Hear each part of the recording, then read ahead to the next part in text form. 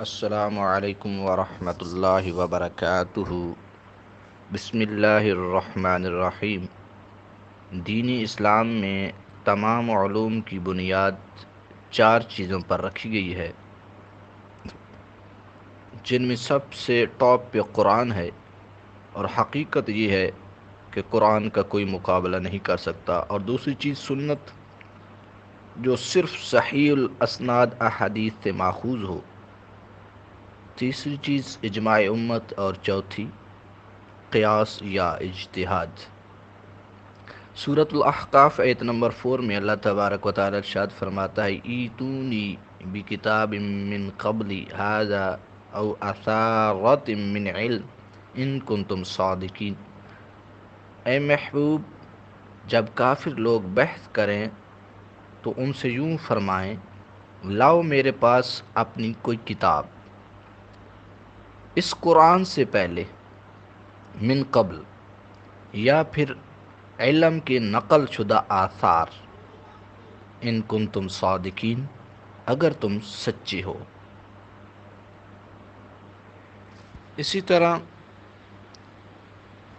قرآن اور اس کے بعد حدیث، اور پھر بعد میں اجماع امت،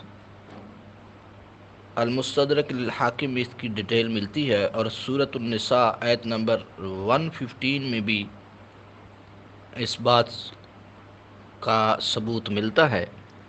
اللہ تبارک و تعالی ارشاد فرماتا ہے، وَمَن يُشَاقِقِ الرَّسُولَ مِن بَعْدِ مَا تَبَيَّنَ لَهُ الْهُدَىٰ وَيَتَّبِعْ غَيْرَ سَبِيلِ الْمُؤْمِنِينَ نُوَلِّهِ مَا تَوَلَّىٰ وَنُصْلِهِ جَهَنَّمَ وَسَاءَتْ مَصِيرًا۔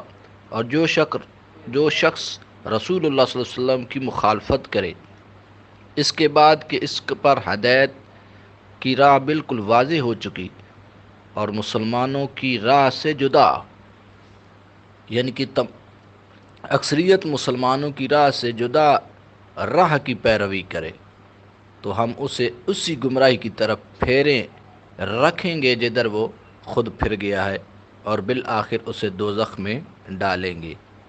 وساءت مصیرا، اور وہ بہت ہی برا ٹھکانہ ہے۔ یہاں بھی اجماع امت ہے، اکثریت مسلمانوں کی جو پیروی نہیں کرے گا، ان کی راہ سے ہٹ جائے گا، تو اللہ تبارک و تعالیٰ اسے مزید گمراہی میں جو ہے وہ پھیر دے گا۔ اسی طرح چوتھی چیز قیاس ہے۔ جو چیز قرآن و سنت یعنی صحیح حدیث اور اجماع امت کی مخالفت نہ آئے تو پھر قیاس یا اجتہاد کیا جا سکتا ہے۔ اس کی پوری ڈیٹیل المصنف ابن ابی شیبہ میں درج ذیل ہے۔ اللہ تبارک و تعالی ہمیں ان چیزوں کے ساتھ ہمیشہ کے لیے جوڑے رکھے۔